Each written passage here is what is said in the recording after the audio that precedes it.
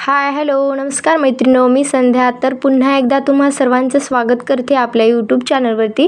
आज मी तुम्हाला इथे 3 पीस प्रिन्सेस कटची कटिंग कशी करायची आहे तेही ह्या व्हिडिओमध्ये पूर्ण डिटेल्समध्ये शेअर केलेला आहे. तरी तुम्हाला हा व्हिडिओ शेवटपर्यंत बघायचा आहे.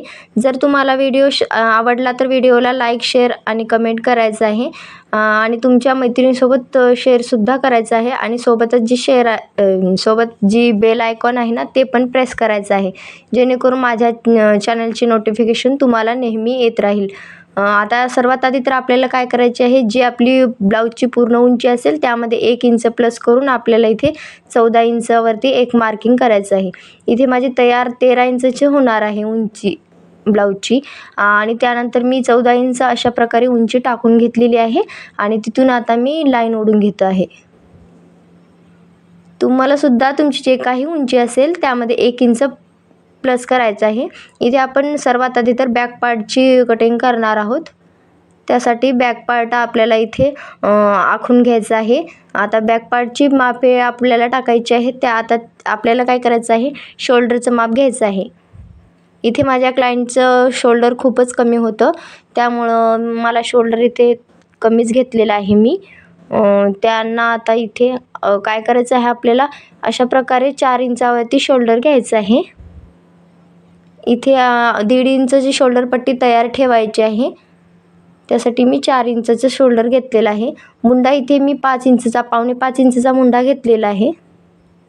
तुमच्या साईजनुसार तुम्हाला इथे मुंडा आणि शोल्डर घ्यायचं आहे. इथे माझ्या क्लायंटची शोल्डर पट्टी जी आहे ना ती खूपच कमी होती, त्यामुळे मी इथे शोल्डर कमी घेतलेला आहे. आता इथे छातीचा चौथा भाग इथे आपला 8 इंच येणार आहे. पूर्ण छातीचा राऊंड आपला 32 इंचचा असणार आहे. समोर 1.5 इंच आपल्याला इथे शिलाईसाठी घ्यायचं आहे. कुठेही काही एक्स्ट्राचं लूजिंग वगैरे द्यायची काही गरज नाही, कारण काय हे ब्लाऊज आपलं डीप नेकमध्ये आहे, त्यामुळे आपल्याला लूजिंग द्यायची गरज नाही. आता जे कमरेचं माप आहे ना ते टाकून घ्यायचं आहे. कमरेचं माप इथे आपलं 6.5 इंचाचं आहे आणि समोर 1 इंच आपल्याला टक्स घ्यायचं आहे आणि त्यानंतर समोर जे काय आपण वरच्या साईडला मार्जिन ठेवलेलं आहे तेवढंच आपल्याला खालच्या साईडने ठेवायचं आहे. इथे मी पूर्ण मार्जिन 1.5 इंचाचं ठेवलेलं आहे. आता तिथून एक स्ट्रेट लाईन ओढून घ्यायची आहे. मार्जिनला मार्जिन जोडून घ्यायचं आहे.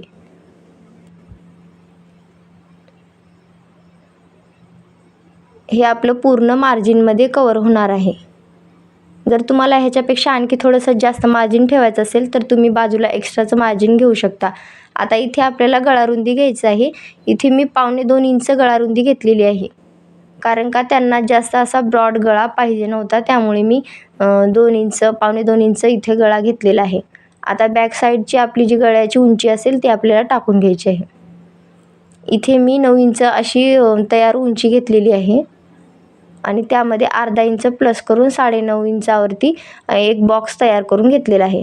कारण का 9.5 इंचावरती घ्यायचं आहे, 9 इंच असेल तर 9.5 इंचावरती घ्यायचं आहे, जेणेकरून आपल्या शोल्डर जॉईंटमध्ये अर्धा इंच जाणार आहे, त्यासाठी अर्धा इंच आपल्याला प्लस करायचं आहे. आता इथे आपल्याला टक्सची मार्किंग करून घ्यायचं आहे. टक्सची उंची आपल्याला 4.5 इंचाची घ्यायची आहे आणि रुंदी आपल्याला 4 इंचाची घ्यायची आहे. आता मुंड्याला आकार देऊन घ्यायचा आहे. पाठीमागचा मुंडा आपल्याला इथे 1.5 इंचावरती आणि समोरचा मुंडा 1 इंचावरती अशा प्रकारे रेग्युलरची जी मार्किंग आहे ना ती आपल्याला करून घ्यायची आहे. आता नेहमीप्रमाणेच आपल्याला मुंड्याची जी लाईन आहे ना त्याचं सेंटर काढायचं आहे आणि त्यावरून आपल्याला इथे मुंड्याला आकार देऊन घ्यायचा आहे. वरचा अगोदर आपल्याला काय करायचं आहे, पाठीमागच्या मुंड्याला आकार देऊन घ्यायचा आहे. इथे आपल्याला फक्त बॅक साईडचाच मुंडा कट करायचा आहे. समोरच्या मुंड्याला आपल्याला वेगळी मार्किंग करायची आहे, ती आपण समोरच्या पार्टवर करून घेऊया.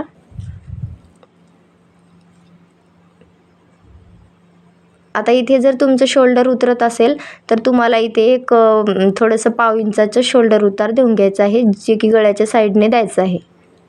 तुम्ही त्या 1/2 इंचापर्यंत जरी उतार दिला तरी चालेल. मी थोडंसं 1/2 इंचाचा उतार दिलेला आहे, कारण काय हा गळा आपला जास्त काय ब्रॉड नाही, त्यामुळे आपले शोल्डर हे उतरणार नाहीत. आता ही मार्किंग जशास तशी आपल्याला कटिंग करून घ्यायची आहे. आता समोरच्या पार्टसाठी आपल्याला हे एक्स्ट्राचं कापड लागणार आहे.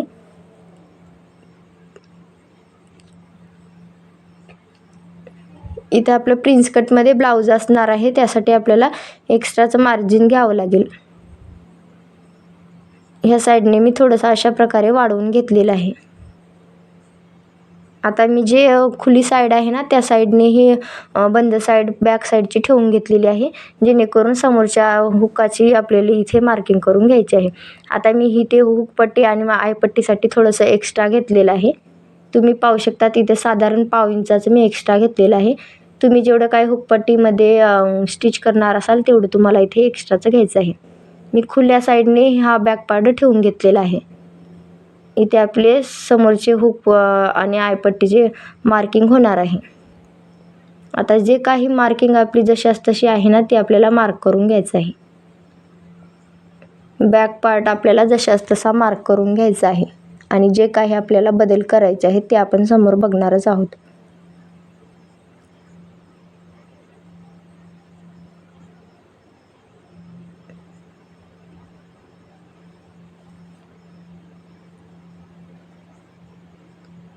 आता इथे बॅक पार्टची जशास तशी आपली इथे मार्किंग करून झालेली आहे. मी रिपीट चॉकने मार्क करत आहे, जेणेकरून तुम्हाला व्यवस्थित दिसेल ह्यासाठी.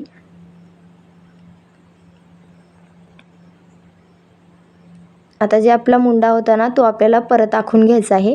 5.25 इंचाचा मुंडा इथे घ्यायचा आहे आणि त्यानंतर आपल्या समोरच्या मुंड्याचा आकार देऊन घ्यायचा आहे.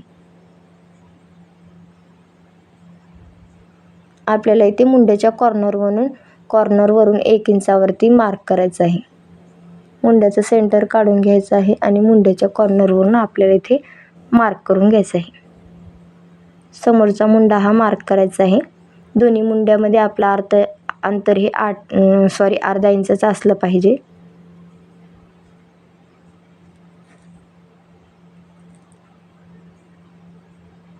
अशा प्रकारे इथे आपला समोरच्या मुंड्याचा सुद्धा आकार देऊन झालेला आहे. आता इथे आपल्याला काय करायचं आहे, गळारुंदी टाकायची आहे. जे काय आपल्याला पाठीमागे गळारुंदी टाकलेली आहे तेच टाकून घ्यायची आहे आणि आपली गळ्याची उंची टाकायची आहे. गळ्याची उंची इथे आपल्याला 5.5 इंच आहे, त्यामध्ये अर्धा इंच प्लस करून 6 इंचची घ्यायची आहे. तुमची जे काही असेल त्यामध्ये तुम्हाला अर्धा इंच प्लस करून घ्यायचं आहे. इथे आता मी काय करत आहे, खालची जी क्रॉसपट्टी आहे ना तिची मार्किंग करत आहे. वरच्या साईडने मी 3.5 इंच आणि खालच्या साईडने 3.25 इंच अशा प्रकारे 2 मार्किंग करून इथे आपल्या क्रॉसपट्टीला तिरकस असा आकार देऊन घेतलेला आहे. आता व्यवस्थित आपली इथे क्रॉसपट्टी तयार झालेली आहे. तुम्ही पाहू शकता. तुम्हाला सुद्धा जे काही तुमची क्रॉसपट्टी असेल विथ मार्जिन सहित इथे ॲड करायची आहे. आता इथे आपल्याला काय करायचं आहे, क्रॉसपट्टीमध्ये मार्जिन वाढवायचं नाही, फक्त बाजूने वरच्या पार्टवरतीच आपल्याला मार्जिन वाढवायचं आहे. वरून 1 इंच घ्यायचं आहे आणि खालच्या साईडने 1.5 इंच घेऊन अशा पद्धतीने फक्त आपल्याला वरच्याच पार्टमध्ये मार्जिन वाढवून घ्यायचं आहे, खाली वाढवायचं नाही. आता इथे आपल्याला जे आपला टक्स पॉईंट आहे ना तो घ्यायचा आहे. इथे माझा टक्स पॉईंट 9 इंचचा आहे, मी तो इथे टाकून घेतलेला आहे. आता इथे आपल्याला प्रिन्स कटचा आकार काढून घ्यायचा आहे. टक्सची रुंदी ही मी 3.5 इंचाची घेतलेली आहे. 3.5 इंचाची टक्सची रुंदी घेऊन आपल्याला स्ट्रेट मार्किंग करून घ्यायची आहे. आता ह्या मार्किंगपासून आपल्याला समोर 1.5 इंच यायचं आहे. अशा प्रकारे 1.5 इंच येऊन आपल्याला इथे स्ट्रेट अशी लाईन ओढून घ्यायची आहे.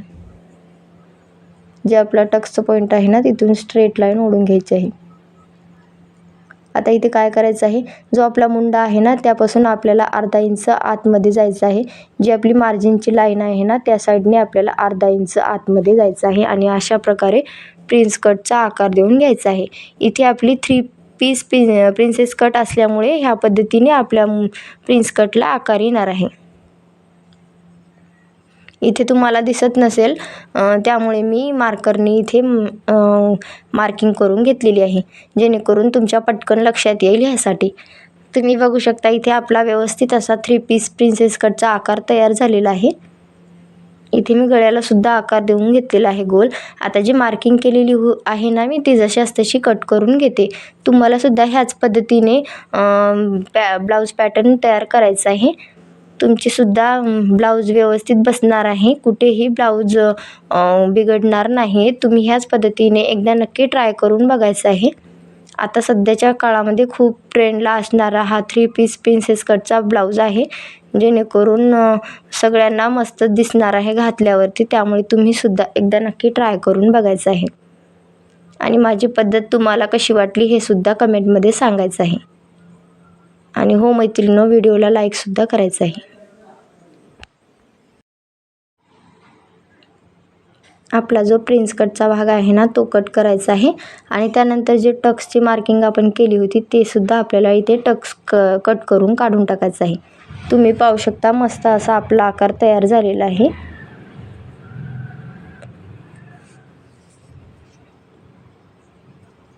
आपली क्रॉसपट्टीसुद्धा इथे व्यवस्थित अशी निघालेली आहे.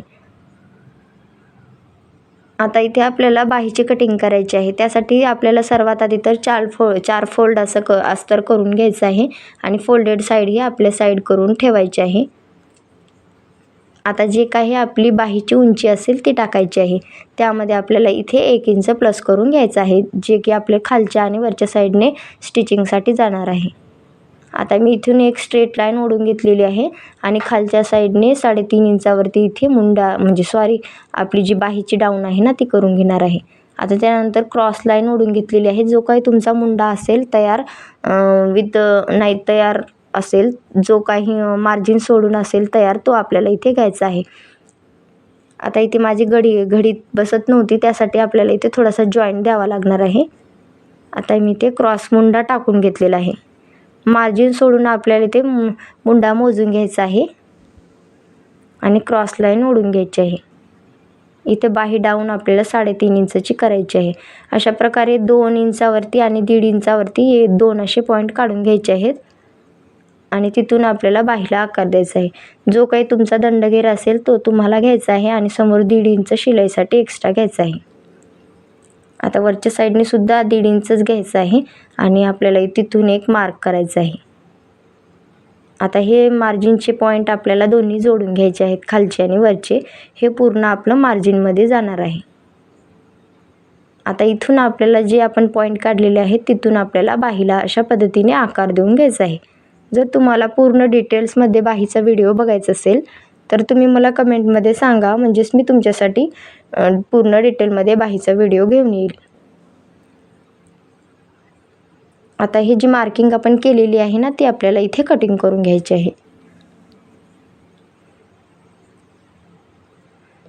पूर्ण व्हिडिओ मी तुमच्याशी सविस्तरपणे शेअर केलेला आहे. आता इथे काय करायचं होतं, आपल्याला थोडंसं बाहीला जॉईंट द्यायचं आहे. तुम्हाला जर तुमचा कपडा कमी असेल तर अशा पद्धतीने थोडंसं एक्स्ट्राचं घेऊन बाहीला जॉईंट देऊन घ्यायचं आहे, जेणेकरून आपला कपडा हा कुठे कमी जास्त होणार नाही. आता इथे मी काय केलेलं आहे, समोरच्या मुंड्याचा आकार लगेचच देऊन घेतलेला आहे. जो काही आपण मार्क केलेला आहे तो आपल्याला लगेचच कट करायचा आहे. हे आपल्या समोरच्या साईडला स्टिच होणार आहे. अशा प्रकारे इथे दोन्ही साईडला आपल्याला मार्किंग करून घ्यायचे आहे, जेणेकरून आपल्या लक्षात येईल की हे आपल्याला समोरच्या पार्टला जोडायचं आहे.